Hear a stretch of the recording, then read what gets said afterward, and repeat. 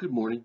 Today we're going to Turkey, and what I have is a Turkish 1938 rifle.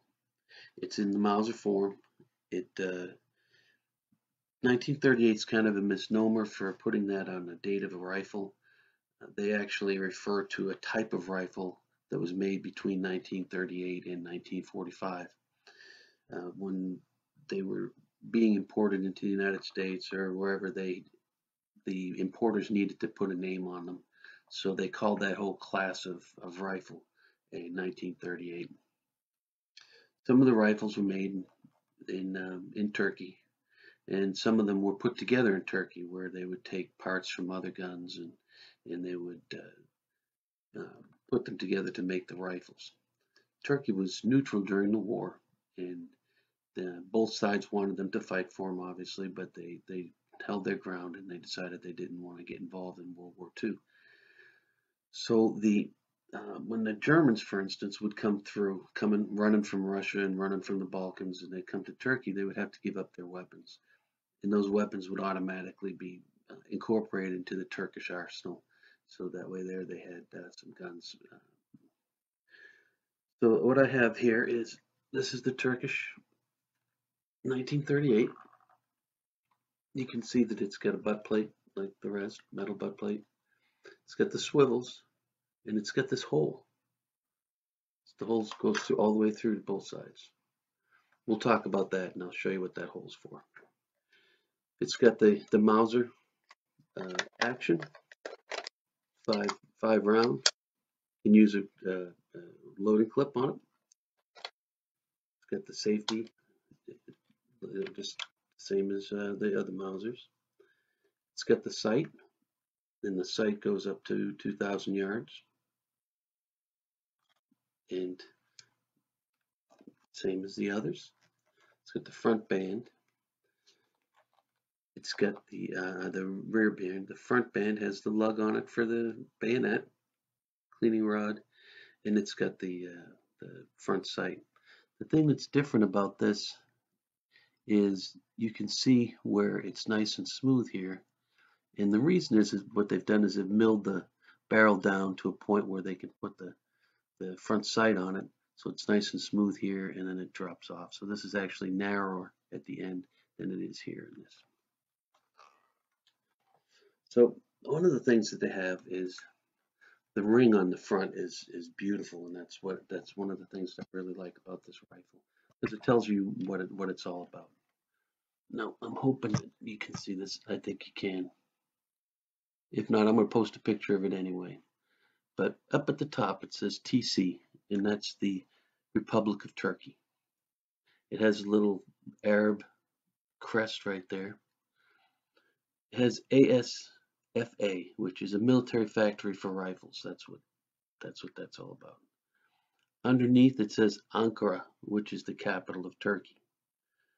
Then it says Kale, and Kale is the actual factory that it was made in. There was another factory called the Ankara Rifle Factory. The difference is that the Kales made their own receivers rather than recycling. So this was a receiver that was actually made in Turkey, and the barrel wasn't necessarily, because they changed out the barrels on these guns to make them what they wanted them to be. So that's the seal. This one, I don't think I mentioned it, was made in 1944, and they made I think 250,000 of these guns. Let's see, yep, 250,000 of the rifles were made by Kale. What I was going to say was, we've shown this before, how to remove the bolt from. So what that hole is for is, see if I can get this camera down here so you can see it. Okay, you can see the hole. The firing pin, of course, is very important to the rifles. What what you have to do is be able to change it out if it breaks. When you see the size of this firing pin, you're going to wonder how it ever broke, but they do, they break. So I have to actually put this back inside.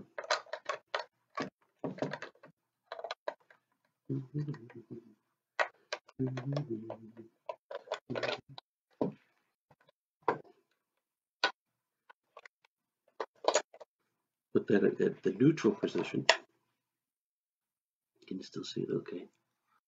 Then the top of the action part of the bolt actually unscrews. So you can imagine somebody doing this in the field. It unscrews. Then there's your firing pin. It's pretty impressive. So now you need some place to release the firing pin from the spring. So that's what goes inside the hole. Put that down inside there. You release it like this. And there's your firing pin. Look at the size of this firing pin. I don't know if anybody's ever seen the firing pin of their deer rifle or the firing pin of their 22 or whatever. This thing is humongous. This is the typical Mauser firing pin. It's also typical size for firing pins for that era. I have an Enfield firing pin, and we'll go over that when we're working on our number 5. But this is the firing pin here. Spring is a very powerful spring. I've worked on it before, where the spring was let go, the firing pin was let go by the spring, and it had actually literally shot across the room and stuck into the plasterboard. So I have had wounds from the firing pins being released and sticking into me. So it's a strong system.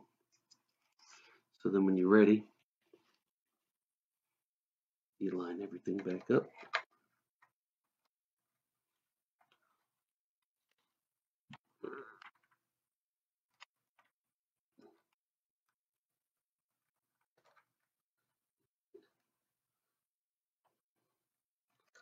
There you are. Put it back in.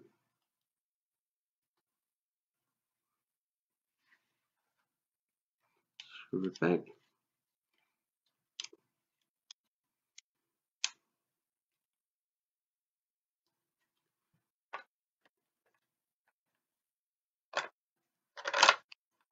And you put it back in. And there you go. So if you had to do that in a hurry, obviously, and you have a lot of experience doing it, you can change out your firing pin pretty quick. So that is our Turkish Mauser. I'm trying to think if I missed anything. I did not miss anything on the Turkish Mauser. The one thing that I did miss is this is the last of my military rifles that I have. I plan on still doing some videos. If anybody has any ideas about what they would like for me to research for them, and I could present a video. I'm trying to figure out how to do a video where you can actually have pictures inside the video. I'm thinking about doing a series. I don't know how many parts on the Winchester repeating rifle. I want to do a series on the difference between black powder and the smokeless gunpowder. Headspace is a good one. When we work on headspace, that's important, especially for me, working with the older guns. If you're not familiar with headspace, it's a safety issue as far as how the bolt interacts with the receiver itself. But if anybody has any ideas about what they'd like to do or would like for me to research, because I have time to research stuff, and I could do the video, let me know. And I guess that's it for now. Thank you. We'll do a status on the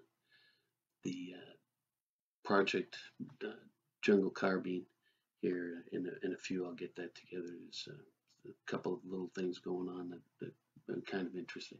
Okay. Thank you. Bye.